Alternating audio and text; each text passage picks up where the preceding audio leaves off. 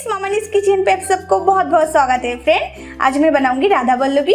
और ये राधा वल्लभी को आप दुर्गा पूजा में कोई भी दिन बना सकते हैं, या फिर आपके घर में बहुत सारा मेहमान आए हैं तो भी आप इसे नाश्ते में बना सकते हैं। तो फ्रेंड, ये वीडियो को आप जरूर लास्ट तक देखिएगा और ये वीडियो में मेरे जितने भी ट्रिक्स और टिप्स है वो सारा फॉलो कीजिएगा, तो आपकी राधा वल्लभी भी इतनी फूली और सॉफ्ट बनेंगे। तो चलिए फ्रेंड, जल्दी से देखते हैं राधा वल्लभी कैसे बनाते हैं। राधा वल्लभी बनाने के लिए यहाँ पे मैं 100 ग्राम उड़द की दाल लिया है। तो दाल को पहले अच्छे से वॉश कर लेना है ताकि इसके अंदर जो भी गंदगी है वो चला जाए। तो चलिए इसे 3 से 4 बार अच्छे से वॉश कर लेते हैं। दाल को मैं 5 से 6 बार अच्छे से वॉश कर लिया है। दाल एकदम फ्रेश हो गई है। अब मैं इसके अंदर थोड़ा सा नॉर्मल वाटर डाल के इसे 5 से 6 घंटा भिगो कर रख देती हूँ। आप सुबह नाश्ते में ये राधा वल्लभी बनाना चाहते हैं तो आप इसे पूरी नाइट भी भिगो कर रख सकते हैं। तो इसे मैं ढक के रख देती हूँ और मिलते हैं 5 से 6 घंटा बाद। 5 से 6 घंटा बाद आप देख सकते हैं दाल फूल के एकदम डबल हो गई है। तो इसे मैं और 3 से 4 बार अच्छे से वॉश कर लेती हूँ ताकि दाल एकदम फ्रेश हो जाए। दाल को अच्छे से वॉश करने के बाद इसका पेस्ट बना लेना है, लेकिन पेस्ट बनाने से पहले मैं कुछ सूखी मसाला को रेडी कर लेती हूँ। यहाँ पे मैं ये पैन के अंदर 1 टीस्पून धनिया, 1 टीस्पून जीरा, 1 सूखी हुई लाल मिर्च और 1 तेजपत्ता को तोड़ के गैस की फ्लेम को एकदम ही लो पे रख के इसे हल्का सा भून लिया है ताकि इसका फ्लेवर अच्छे से निकले। फिर इसको ठंडा करके इसे ग्राइंडर में डालेंगे क्योंकि इसका हमें एक दरदर सा पाउडर बना लेना है। तो यहाँ पे हमारा दरदर सा पाउडर रेडी है। इसे मैं एक बाउल के अंदर निकाल के साइड में रख देती हूँ क्योंकि हमें इसे बाद में यूज करना है। तो चलिए अब दाल की पेस्ट को रेडी कर लेते हैं। अब मैं ये ग्राइंडर के अंदर थोड़ा सा दाल को डाल देती हूँ। दाल को हमें 2 स्टेप में पेस्ट बना लेना है ताकि दाल अच्छे से पेस्ट बने। एक साथ ज्यादा नहीं डालेंगे, नहीं तो दाल हमारा ऐसे खड़े खड़े रह सकती है। थोड़ा सा दाल को डालने के बाद इसके अंदर डालेंगे 2 इंच अदरक की टुकड़े और 2 हरी मिर्च। हरी मिर्च आप आपके टेस्ट के अनुसार डाल सकते हैं। थोड़ा सा पानी डालेंगे ताकि दाल एकदम ही स्मूथ सा पेस्ट बने। तो चलिए इसको अच्छे से पेस्ट बना लेते हैं। और यहाँ पे हमारा दाल की पेस्ट एकदम रेडी हो गई है। ये देखिए कितना स्मूथ है। तो मैं ठीक इसी तरह बाकी दाल को भी पेस्ट बना लेती हूँ। दाल की पेस्ट को मैं ये बाउल के अंदर निकाल के रख दिया है, इस साइड में रख देंगे। और चलिए अब मैदा की डो को रेडी कर लेते हैं। अभी खाली बर्तन के अंदर मैं 2.5 कप मैदा डाल देती हूँ। आपको जितना राधा वल्लभी बनाना है उसके हिसाब से आप मैदा थोड़ा सा ज्यादा या फिर कम कर सकते हैं। अगर मैदा थोड़ा सा ज्यादा या फिर कम कर रहे हैं तो उसके हिसाब से आपको दाल को भी थोड़ा सा ज्यादा या फिर कम कर लेना है। अभी मैदा के अंदर डालेंगे 1/2 टीस्पून के करीब नमक, 1 टीस्पून शुगर से एक अच्छा सा टेस्ट आएगी। रिफाइंड ऑयल डालेंगे 4 टीस्पून। तो सारी चीजों को हमें एक साथ अच्छे से मिला देना है ताकि मैदा में अच्छे से मोयम बन जाए। मैदा के साथ सारी चीजों को अच्छे से मिक्स करने के बाद इसे एक बार चेक करेंगे। अगर मैदा आसानी से ऐसे इकट्ठा हो रही है तो आपकी मोयम एकदम ठीक है। अगर ना बने तो इसमें आप और 2 टीस्पून तेल ऐड करके फिर से मिक्स कर लेना। अब ये मैदा की डो को बनाने के लिए यहाँ पे मैंने लिया है 1 कप गुनगुना गर्म पानी। अगर गुनगुना गर्म पानी से हम डो बनाएंगे तो हमारा राधा वल्लभी बहुत ही सॉफ्ट बनेंगे। तो आप भी गुनगुना गर्म पानी से ये डो बनाइएगा। और ये जो डो है इसे हमें ज्यादा नरम या फिर ज्यादा कड़वा नहीं गूंदना है। जैसे एकदम नॉर्मल पूरी की तरह डो होती है ना, ठीक उसी तरह हम एक डो बना लेंगे। मैदा को मैं अच्छे से गूंद के एकदम नॉर्मल पूरी की तरह एक डो बना लिया है। लेकिन ये डो अभी राधा वल्लभी बनाने के लिए रेडी नहीं हुई है क्योंकि ये डो को हमें 30 मिनट के लिए रेस्ट पे रखना है ताकि डो अंदर से एकदम सेट होके नरम हो जाए। तो डो ऊपर से ना सूखे इसलिए मैं इसके ऊपर 1 टीस्पून रिफाइंड ऑयल अच्छे से लगा देती हूँ। डो अगर ज्यादा सॉफ्ट रहेगी तभी हमारा राधा वल्लभी ज्यादा सॉफ्ट बनेंगे। तो इसे मैं ढक के 30 मिनट के लिए रेस्ट पे रख देती हूँ। डो हमारा जब तक रेस्ट करती है, चलिए तब तक राधा वल्लभी की अंदर की पूर को रेडी कर लेते हैं। गैस को मैं पहले से ऑन करके पैन को बहुत ही अच्छे से गर्म कर लिया है। अब इसके अंदर डालेंगे 2 टीस्पून रिफाइंड ऑयल। तेल को अच्छे से गर्म होने देते हैं। तेल जब अच्छे से गर्म हो जाएगी तब हम गैस की फ्लेम को एकदम ही लो पे करके इसके अंदर डालेंगे 2 टीस्पून पाँचफोरन। पाँचफोरन के अंदर 5 मसालों का मिश्रण होता है जैसे कि सौंफ, साबुत जीरा, काली जीरा, सरसों और मेथी। अब इसके अंदर डालेंगे 2 पिंच हींग।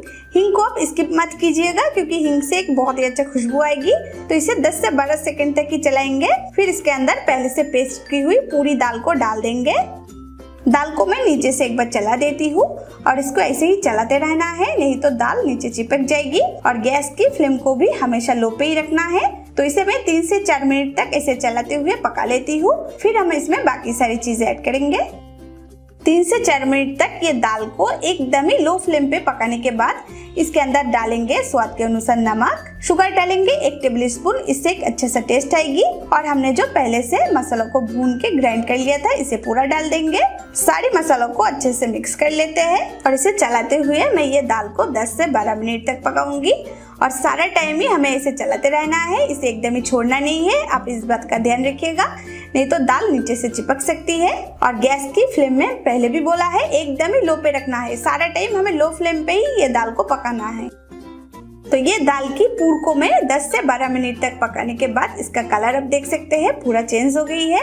दाल की पूर हमारा एकदम रेडी हो गई है। अब देख सकते हैं इसके अंदर से काफी मॉइस्चर सूख गई है, थोड़ा सा मॉइस्चर अभी भी बचा है। तो ये ठंडा हो जाने के बाद और ज्यादा सूख जाएगी। तो अब मैं गैस की फ्लेम को बंद कर देती हूँ और इसे ऐसे ही ठंडा हो जाने के लिए छोड़ देते हैं। दाल हमारा जब तक ठंडी होती है, चलिए तब तक मैदा की डो को रेडी कर लेते हैं। तो ऊपर की प्लेट को अब मैं हटा देती हूँ और अब देख सकते हैं डो कितना सॉफ्ट हो गई है रेस्ट पे रखने से। तो ये डो को मैं फिर से और एक बार गूंद लेती हूँ ताकि इसके ऊपर जो ऑयल है ये सारी डो के साथ मिक्स हो जाए। डो को मैं फिर से और थोड़ा सा गूंदने के बाद इसको ऐसे चकला के ऊपर रख के थोड़ा सा लंबा कर लेते हैं, क्योंकि इससे हमें लुइया तोड़ लेना है। मैं थोड़ा सा बड़ा साइज में लुइया तोड़ रही हूँ क्योंकि मैं राधाबल्लभी थोड़ा सा बड़ा साइज का बनाऊंगी। आप आपके मनपसंद के हिसाब से लुइया छोटा या फिर बड़ा कर सकते हैं। तो सारी लुइया को मैं थोड़ा सा चिकना बना लिया है। अब इसके अंदर 1 टीस्पून रिफाइंड ऑयल डाल के इसे हल्के से मिला के रख देती हूँ ताकि ये जो लुइया है ये एक के साथ एक ना चिपके। और इधर हमारा पूर भी अच्छे से ठंडा हो गई है और ये पूर को मैं ऐसे थोड़ा सा छोटा छोटा टुकड़ों में तोड़ लिया है। आप एक मैदा की लुइया को ऐसे उंगली से दबाते दबाते एक बाउल की शेप में कर लेना है, क्योंकि इसके अंदर हमें दाल की पूरों से भर लेना है। लुइया को ऐसे बाउल की शेप में करने के बाद इसके अंदर हमें दाल की पूरों से भर लेना है। आपकी लुइया थोड़ा सा ज्यादा बड़ा है तो पूर भी आप थोड़ा सा ज्यादा डालिएगा। अगर आपकी लुइया थोड़ा सा छोटा है तो पूर भी आप थोड़ा सा कम डालिएगा, नहीं तो बाद में फट जाएगी। और इसे मैं ऐसे दबाते हुए ऐसे सील कर देती हूँ ताकि पूर बाहर ना आए। और चारों तरफ की डो को मैं इकट्ठा करके मोड़ के अंदर भर देती हूँ और इसे ऐसे चिकना बना देती हूँ। फिर ये लुइया को हल्के से दबाते हुए ऐसे चपटा कर लेना है ताकि इसके अंदर की जो स्टफिंग है ये चारों तरफ से समान तरीके से फैल जाए। इसमें क्या होगी, हम जब इसे बेलेंगे तो ये फटेगी नहीं। तो ये देखिए ये एक लुइया के अंदर मैं पूरों से भर के इसे बेलने के लिए रेडी कर लिया है। ठीक इसी तरह मैं सारी लुइया के अंदर पूरों से भर के ऐसे रेडी कर लेती हूँ। यहाँ पे आप देख सकते हैं मैं सारी लुइया के अंदर पूरों से भर के इसे बेलने के लिए एकदम रेडी कर लिया है। तो अब हमें ये चकला और बेलन के ऊपर थोड़ा सा रिफाइंड ऑयल लगा देना है ताकि हम जब इसे बेलेंगे तो ये चकला और बेलन के ऊपर ना चिपके। एक लुइया लेंगे, ये लुइया के ऊपर भी हमें थोड़ा सा ऑयल लगा देना है क्योंकि हमें सारा लुइया को ऐसे ऑयल से ही बेलना है। अब ये लुइया को हमें एकदम ही हल्के हाथों से बेल लेना है, इसे ज्यादा प्रेशर नहीं डालना है, नहीं तो ये फट जाएगी। और ये राधाबल्लभी को बेल के हमें ना तो ज्यादा इसे पतला बना लेना है ना तो इसे ज्यादा मोटा रखना है, इसे हमें मीडियम शेप में बेल लेना है। जब हमें इसके अंदर की स्टफिंग ऐसे दिखने लगेगी तब हम इसे बेलना बंद कर देंगे। यहाँ पे आप देख सकते हैं हमारा पहला राधाबल्लभी फ्राई करने के लिए एकदम रेडी हो गई है। इससे ज्यादा हमें इसे और नहीं बेलना है, नहीं तो ये बाद में फट जाएगी। इसे मैं एकदम ही मीडियम शेप में बेल लिया है, ये ना तो ज्यादा पतला है ना तो ज्यादा मोटा है। तो इसे मैं एक प्लेट के अंदर रख देती हूँ और चलिए अब गैस को ऑन करके राधाबल्लभी को फ्राई करना शुरू करते हैं। और इधर मैं राधाबल्लभी को फ्राई करने के लिए कढ़ाई के अंदर रिफाइंड ऑयल को गर्म करने के लिए रख दिया है। तेल को हमें बहुत ही अच्छे से गरम कर लेना है। तेल अगर ठंडा रहेगी तो राधाबल्लभी डालने के बाद ही ज्यादा तेल सोख कर लेगी और वो खाने में अच्छी नहीं लगेगी। जब तेल अच्छे से गर्म हो जाएगी तब हम हल्के से राधाबल्लभी को तेल के अंदर डाल देंगे। आप इस समय सावधानी से डालिएगा, नहीं तो तेल आपके ऊपर छिड़क सकती है। तेल का हल्का सा छिड़का लगाएंगे राधाबल्लभी के ऊपर, इसमें क्या होगी ये जल्दी से फूल जाएगी। जब राधाबल्लभी फूलना शुरू हो जाएगी तब हम इसको जल्दी से पलट देंगे और इसे 1.5 से 2 मिनट तक हमें फ्राई कर लेना है। इसकी कलर जब एकदम गोल्डन ब्राउन हो जाएगी तब हम इसको तेल से उठा लेंगे। तो ये देखिए ये बहुत ही अच्छे से फूल भी गई है और इसका कलर भी आप देख सकते हैं बहुत ही सुंदर लग रही है। तो ये पहला राधाबल्लभी हमारा फ्राई हो गई है, इसे मैं तेल से उठा के एक स्ट्रेनर के अंदर रख देती हूँ। इसमें क्या होगी इसका एक्स्ट्रा तेल भी निकल जाएगी और राधाबल्लभी बहुत देर तक ऐसे फूली फूली रहेगी। तो पहले की तरह मैं और एक राधाबल्लभी को इसे तेल के अंदर डाल देती हूँ। इसके ऊपर भी गरम तेल का छिड़का लगाएंगे। ये देखिए ये राधाबल्लभी भी हमारा कितनी अच्छे से फूल गई है। इसे मैं दूसरी तरफ पलट देती हूँ। तो फ्रेंड, आप मेरा ट्रिक्स फॉलो कीजिएगा तो आपकी राधाबल्लभी भी ऐसी फूली फूली बनेगी। इसे खाने में तो बहुत ही मजा आएगी। और फ्रेंड, आपको मेरा वीडियो अच्छी लगती है तो प्लीज मेरे वीडियो को आप एक लाइक कर दीजिएगा और अपने दोस्तों के साथ शेयर कीजिएगा। और ऐसे ही नए नए रेसिपीज देखने के लिए मेरे चैनल को आप सब्सक्राइब करना एकदम ही मत भूलिएगा। और फ्रेंड, राधाबल्लभी को ऐसे फ्राई करते करते आपकी तेल बहुत ही ज्यादा हीट हो गई है, तेल से एकदम ही धुआं निकलने लगेगी। तब आप गैस की फ्लेम को थोड़ा सा लो कर लेना, नहीं तो राधाबल्लभी डालने के बाद ही एक तरफ जल जाएगी। तो ठीक इसी तरह मैं सारा राधाबल्लभी को फ्राई कर लेती हूँ। तो फ्रेंड, ऐसी फूली फूली गर्मा गर्म राधाबल्लभी को आप दम आलू, वेज मसाला करी या फिर नॉन वेज मसाला करी के साथ अपने गेस्ट या फिर दोस्तों को सर्व कीजिएगा।